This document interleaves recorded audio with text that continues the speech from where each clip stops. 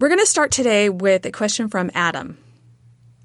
Greg mentioned he had spent some time living in Southeast Asia. I was wondering what are some good ways of sharing the gospel with the animist/Buddhists, and what types of arguments are we likely to face? Well, the reason I'm pausing a little bit is because I actually never engaged that. I didn't engage Buddhism as such, and I didn't engage animism as such. And by the way, these are two very different enterprises. But I lived in Southeast Asia. I actually lived in Thailand, and we had a staff house in Bangkok we'd visit, but I lived mostly what they called the Changwat, which is the provinces. I was out near the Cambodian border working in a refugee camp, and I lived in a village, a small village of a few thousand people, maybe 5,000 or 6,000 people. But I never engaged those issues directly, okay? However, and let me make this distinction about the culture. In that culture, Buddhism is the religion of the nation.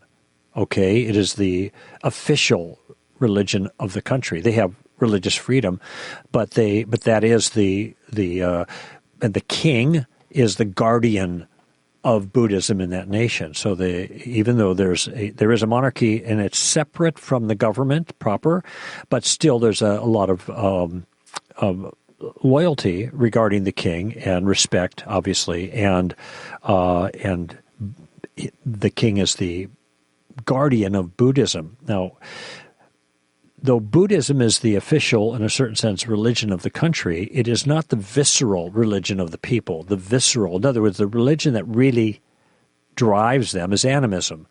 That is a belief in spirits who have power to accomplish things, either good or bad.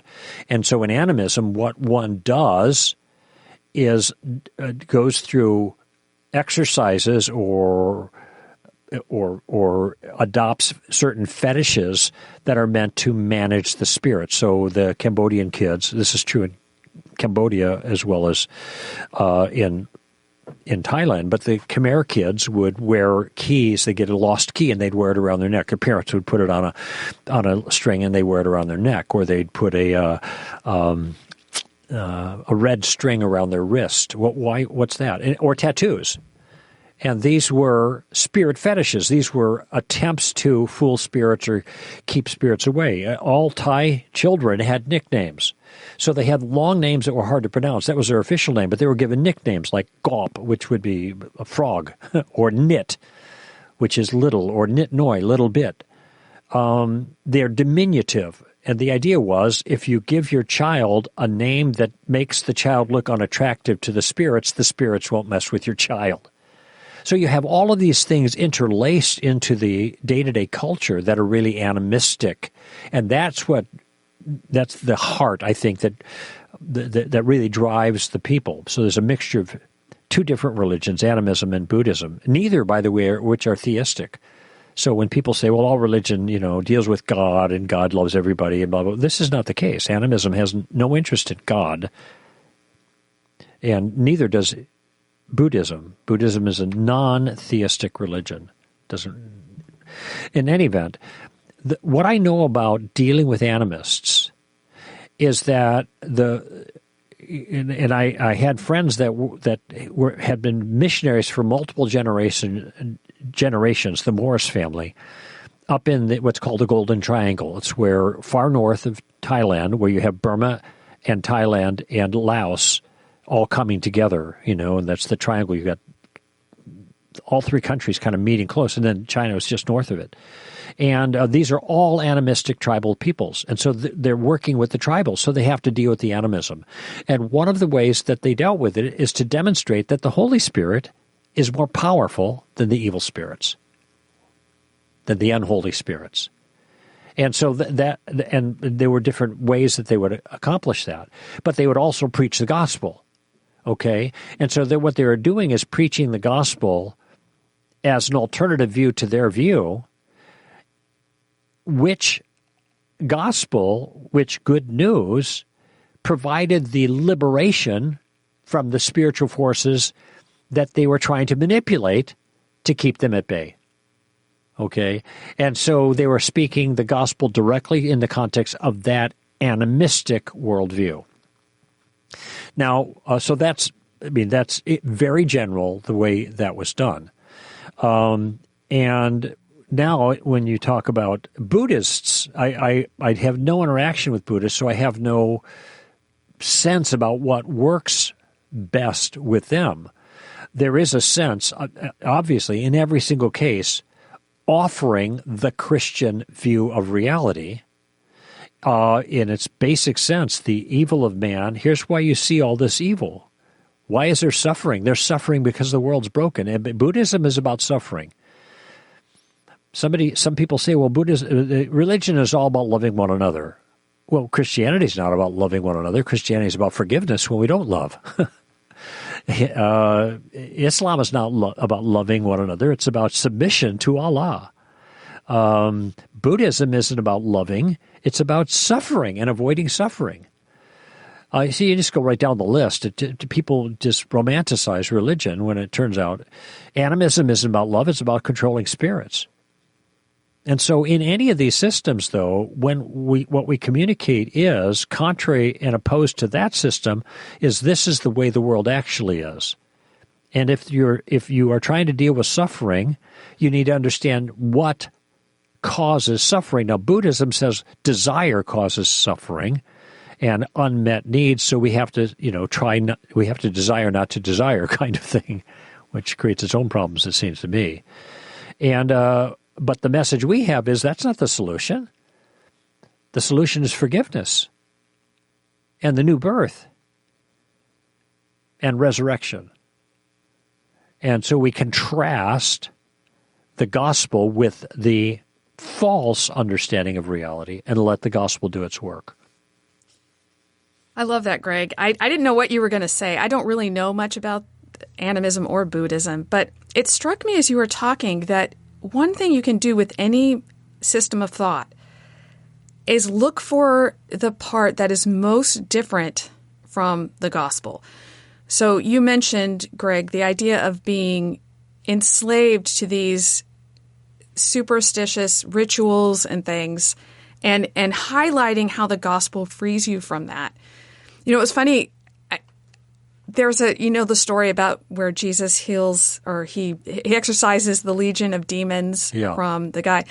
And, this is the guy who's in the graveyard and he's shackled and he keeps breaking them and obviously is demonized. And so Jesus frees him.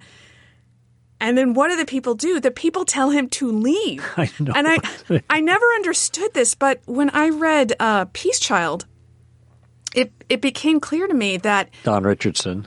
Yes, that was about a tribe. I think it was Papua New Guinea. Correct. And what I finally understood was that because their whole lives were centered around appeasing the spirits, the fact that Jesus would stir things up was very threatening because now there's so much fear because everything's out of order and they have no way to appease these demons. I don't know if that's what's going on, but I think that could be why they were. It's straining at an ant and swallowing a camel, it seems to me, because what this demonstrated, there's a way to be free from this, Right. But... So that would be the difference there, and then in freeing people from that slavery to the spirits. And in Buddhism, you brought up the idea that you end suffering by getting rid of your desires. Well, you also have to, from what I understand, and I have a very basic understanding, but any ties of love that you have are getting in the way of you becoming one with everything. And so their highest goal is to become one and to not have any of these individual ties, even of love.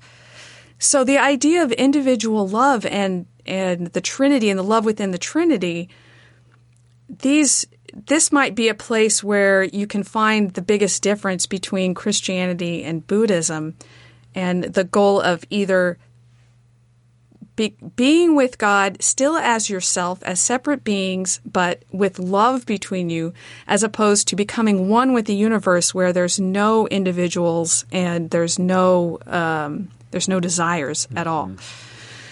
So if you can find the place that is farthest away from the gospel so that they understand the difference, I think that would be a great place to start. Mm-hmm. You know, it seems to me I read somewhere, and I don't take this as fact, I'll probably check, I made a note to check it out, but the word nirvana means extinction. And I think in both in Hinduism and Buddhism, it means extinction of want and suffering because of the extinction of the self. The losing of the self, the loss of self into the fullness of what is, okay? The Great One, Atman becomes Brahman kind of idea in Hinduism. In fact, in Buddhism, as I recall, there is no stability of the self at all. There is no real self, and I can't tell you more about that. But it's that's also part of the confusion there. You know, so it's interesting. People think nirvana is just their word for heaven. Well, it's only heaven in the sense that it's the ultimate end of everything, but it's very different from what we understand heaven to be. And what heaven actually is, and that is places where conscious beings are in eternal friendship with a loving Father. Okay, that's heaven. Nirvana is extinction; you disappear. Big difference. Mm-hmm. That's the same view atheists have, by the way. That when you die, that's it. That's curious, isn't it? Yeah, and if you don't know whatever religion you're talking to someone about, start asking them questions. What is most important to you? What is the goal? What do you think the goal of life is? Where are you headed? Where are you trying to get? What's important to you in your worldview? Right. Any of these questions can draw out where the differences are between that and Christianity. And incidentally, when you're asking those questions, Amy, and I'm thinking it now because I'm writing another book on this broadly on the same issue, is that which you are editing wonderfully with me, is that that when you ask questions of clarification, gathering information, there is no risk whatsoever for you. You are showing an interest in another person's view, and you're trying to get a very, very clear view, as much as you possibly can, of what that view entails in its entirety, all of these different aspects. And one thing you're going to find is, when you begin asking these questions, you're going to get some answers, but most people have not done anything like a thorough assessment of their own views. And so you're going to get a lot of silence as well.